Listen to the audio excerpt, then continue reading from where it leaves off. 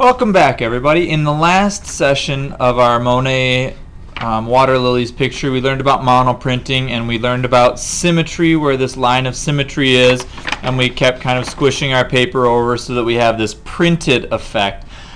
We also learned about intermediate colors. In between all of these videos, we did some color mixing. We learned about intermediate colors and how to mix the intermediate colors. So one of the things you're going to be doing today is we're going to be kind of repeating the printing process to continue making our picture, but I'm going to be asking you to make intermediate colors and to be printing those kind of as we go.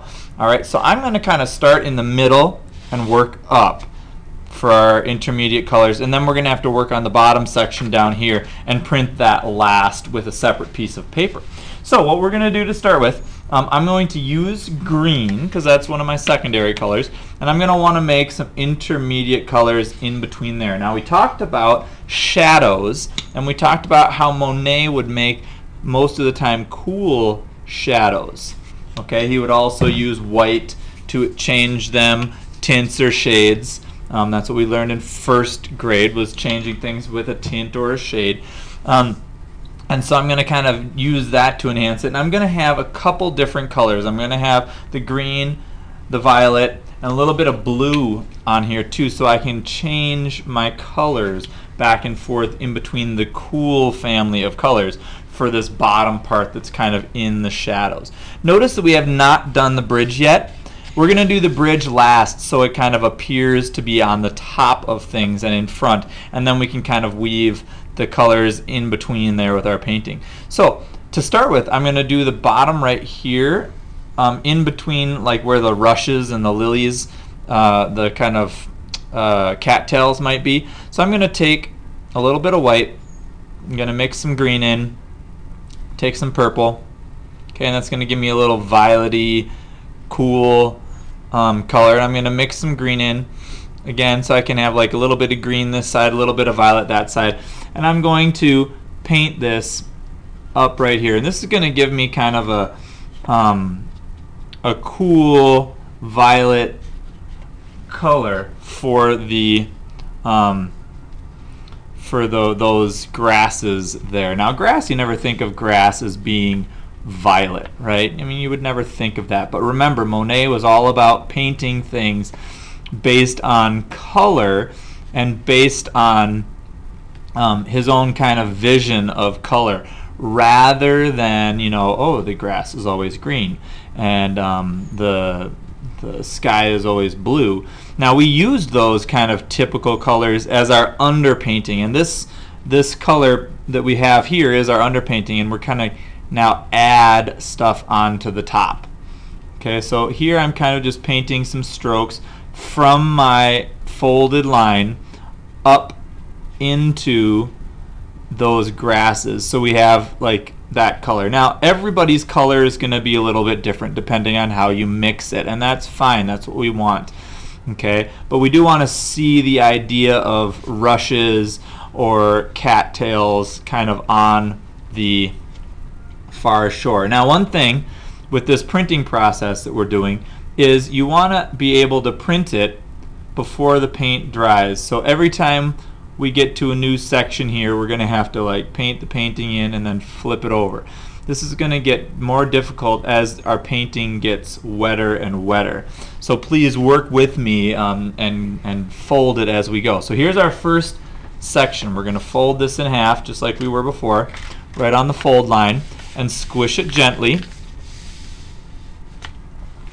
and then open it up, and that's going to kind of give us that reflected feel. Now, if you still have some thick paint there, you can use the back of your brush and gently, so you don't rip the paper, kind of gently scrape through like this. Don't overdo it, but what this is going to do is it's going to give us, and it's kind of hard to see here in the video, but you can see right here there's some like little strokes of color because the green is now showing through, and if you press down you can get those to show up. This is a technique called sgraffito, and what sgraffito is, it's an Italian word that means to like scrape or to use a tool to scrape. So we're kind of scraping away some of that paint to give the visual texture of those grasses. And then you would scrape down like this, kind of in the symmetrical form, so you can kind of see them. And again,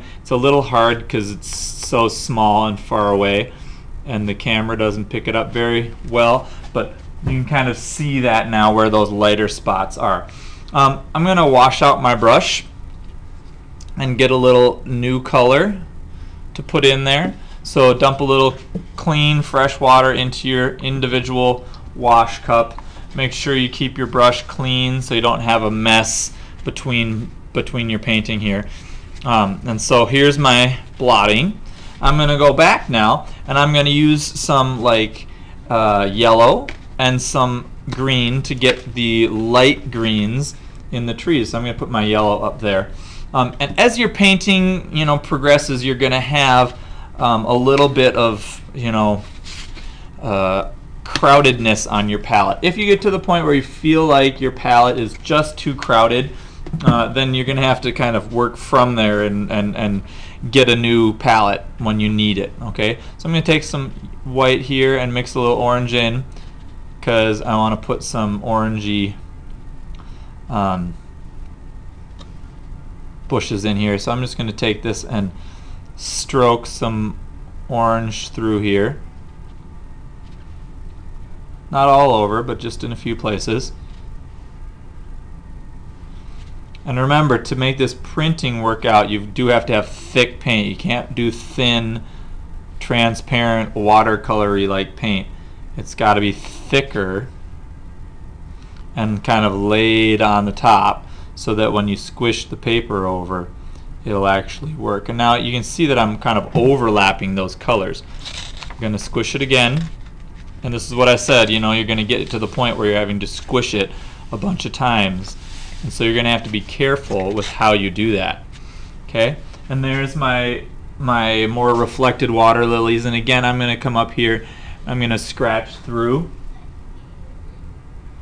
with the back of my paintbrush in a kind of symmetrical pattern, so that we've got the symmetry of those scratched marks coming through. Okay, so there we've got like kind of right along the water here where the rushes and cattails might be.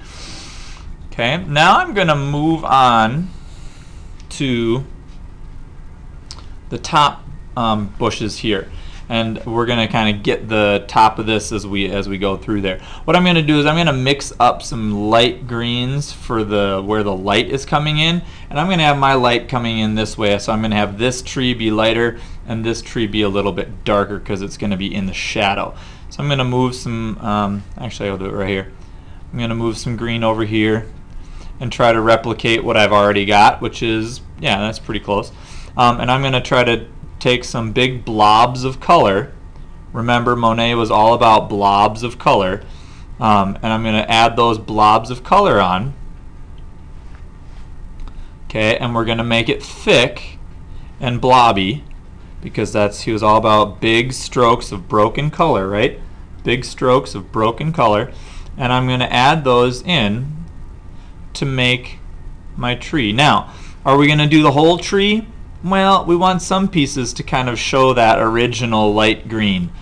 Okay, but we do want some of the pieces to show the darker, like shadowy pieces. And I'm going to take this dark green and work it back into my rushes, because this is the like stuff right behind the rushes. Okay, so you can kind of see how I've got the dark green, it's actually the pure green, kind of coming down right here where we drew that original like riverbank line. And I'm only going to do this half, and then we're going to print it, because I don't want my paint to get too dry.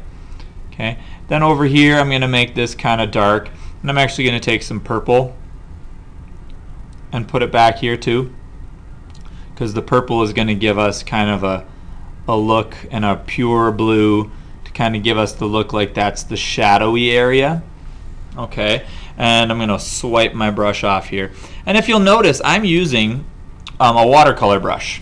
Okay, different than the easel brushes we've been using for the other part. The reason why I chose to use a watercolor brush is because it's thinner and I can kind of get a more delicate stroke with it. And so that's why I chose to use it. Now, I'm going to take this yellow and kind of do little branches over here. So we've got that tree. Now, the tree is done. The river rushes are redone right here in the back, and I'm going to squish it over to get that to transfer.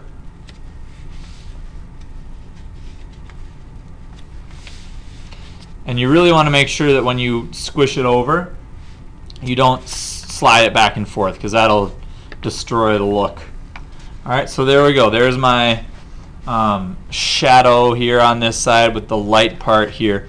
Now I'm going to work on this other part, because this is going to be like more in shadow, and it's going to kind of almost be reversed. So I'm going to have some dark greens I want to mix up. Now down here, I can continue with these rushes. I can put them back in so they're in over that green. And you might have to kind of keep doing this, and you can wipe it on your palette as you do those rushes there. Okay. Now I'm going to do this part here. I'm going to take my green and I'm going to mix a dark blue green. Going to take some green and mix some blue into it. So we've got a dark blue green, and that's what I'm going to start putting in to this part of the rushes right here. So really what we're doing is we're making a lot of intermediate colors. I'm really changing each color we've got a little bit. I'm barely using anything out of the tube, which is good. We want to have interesting colors. We don't want to have them muddy. Just try to mix one or two colors together to get intermediate colors. You don't want to mix like a red and a blue and a green and an orange all together, because it'll look kind of muddled after a while. Okay, so there's my really dark shadows coming through. Alright, and then I'm going to print that first before it dries out, and then I'll go back and do that tall tree. Okay, there we go. And now I'm going to paint the tall tree in, and that one we're going to use the green, just the regular green, and we're going to put in a little bit of yellow. We're going to keep this yellow green for the top. And remember, big strokes of broken color, so that when we squish it down, it blends together and it has that impressionist-like feel. And the sun is hitting this side, right? So we really want the sun to look like it's hitting that side. We want it to be brighter here and a little shadowy on that side. Now, as you guys work, you might make a different color choice. You might say, well, you know, I'm doing a sunset, so mine is going to be, you know, darker on these sides in here, and then this is going to be like all orange and stuff, which is totally fine. And you're going to have to make those decisions as you work through on your own. I'm going to fill my palette up here a little bit more so we can get that dark blue on this tree. And I'm going to start that part now here. I'm going to take my dark blue and I'm going to work the dark blue into the green. Notice I'm mixing a little bit on my palette to get my intermediate colors, but I'm also using just pure, like I dip right into the green, pull it out, I can dip right into the blue and put that on too, so that we have like dark shadowy looking areas. Okay, and here's my dark blue. I'm going to grab some purple and put that in, so it's my shadow color. I'm going to mix some blue and purple together to get like a bluish purple for my shadows, which is a really nice bluish purple. I like that blue purple color. And this is the tree. I'm going to get some more green here and start laying some over the top.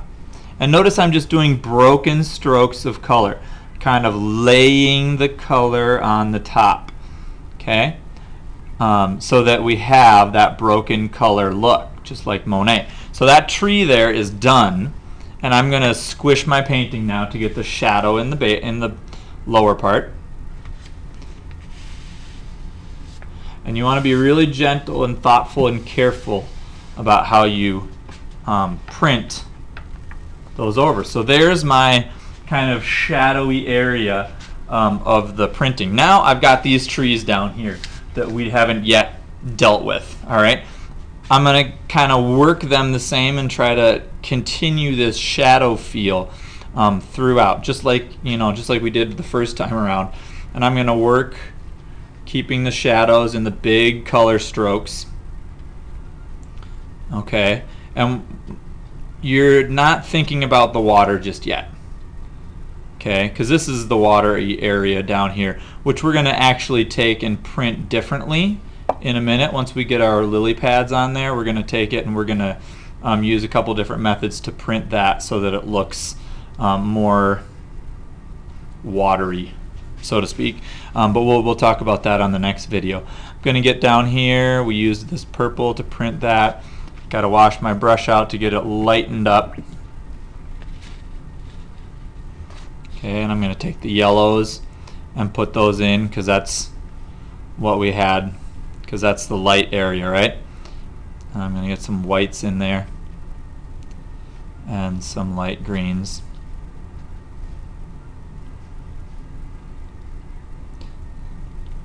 Okay, now I'm going to take an old piece of scrap paper, and just like we did on our other piece, I'm going to print and squish it so that we have that same squish-like printing, mono printing effect.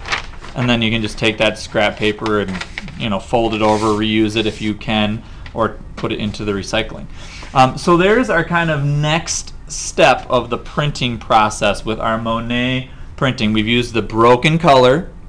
We've flipped it over so we get our symmetry right here along the symmetrical line, and then we also use the back of our brush to keep these rushes in here and give them a little more texture as well as the color. So we've got that color and texture. Notice I haven't done the bridge yet.